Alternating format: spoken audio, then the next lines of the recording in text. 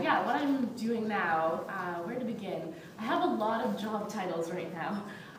So at the moment, I'm a digital media producer at TVO. Every time they need a video produced that has to do with maker culture, that's when they call me up and get me to produce that video. I spent the last year and a half leading the ground-up development of Girls Learning Code, which is an initiative to try and get more females in the coding field by targeting younger girls to get excited about tech as a career path. I teach robotics, game design, and a bunch of other things at the TIFF Bell Lightbox, also for kids. I've had a heavy hand in their Did You Play Space, which is an interactive festival that's been launched in conjunction with what was called Sprockets before, which was like their youth film festival. So now they have a massive Did You Play Space that's going on for like 6 weeks. It's filled with interactive art, so it's happening in April if you're interested in interactive stuff. Like, it's a crazy hub from all over the world.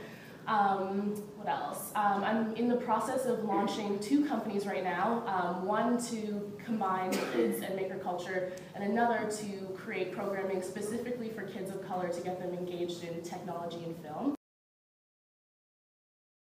Right now I'm freelancing as a photographer and a videographer.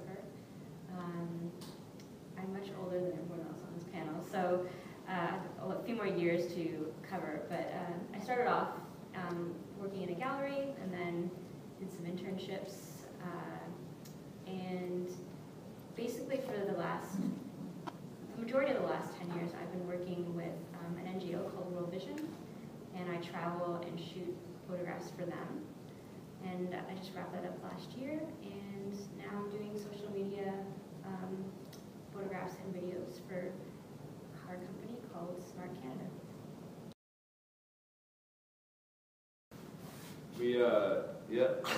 We made a short film for a thesis called Noah. We wrote and directed it, and it went on to win Best Canadian Short Film at TIFF this year. And it's kind of taken us on a little bit of a roller coaster ride since last September, just kind of like navigating our way through what it means to have a short film win something at a major festival. And we also make a great lasagna. do make fantastic lasagna. We're also in a band. We do animation. We just do a lot of stuff, and it all seems to be getting evocative. So that's The best thing to do is not ask anybody. Think about your project, whatever your project is, your dream project, okay? Oh, fuck, it's amazing, like da-da-da, it's so good. Okay, now scale it back, you have no money to do it. Okay, what's the essence of your thing?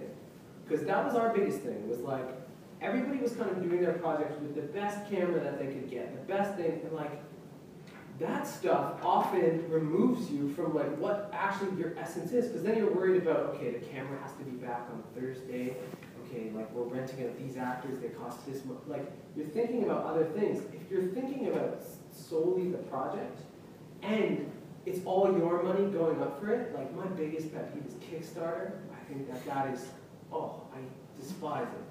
Because like, why are you begging me for money? Go fucking work at McDonald's. Like, why are you talking to me about money? Like, go work somewhere and get that money. If you need only $1,000 more, I've saved up $1,000. It's not that hard.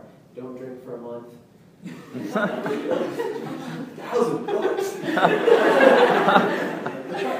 You know what I mean? Like there's ways to, if you need $1,000 to make your dream project,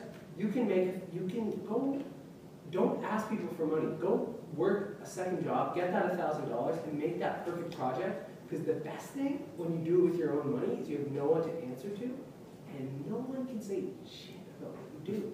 Because you've made it with your own money, and that's the best. That's the best thing. Yeah, it's that your voice is the only voice that is good. That is more like the only mind that is thinking of it, and like some people kind of recede back into, like you're saying, making things that other people are already making because they like see it working.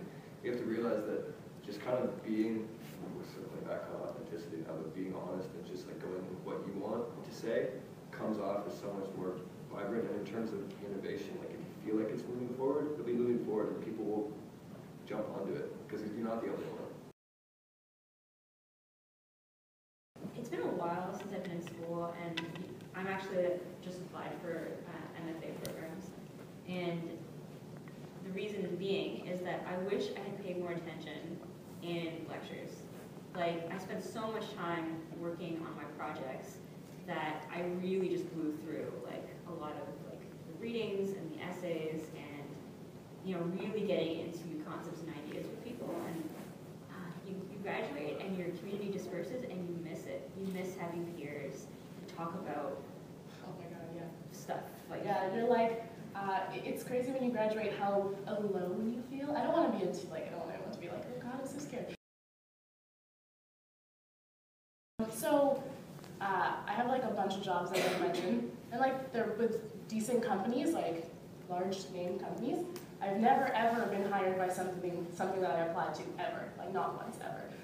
I've always been hired by being through another job, but specifically in the beginning when I first got my like first really good jobs was always via volunteering.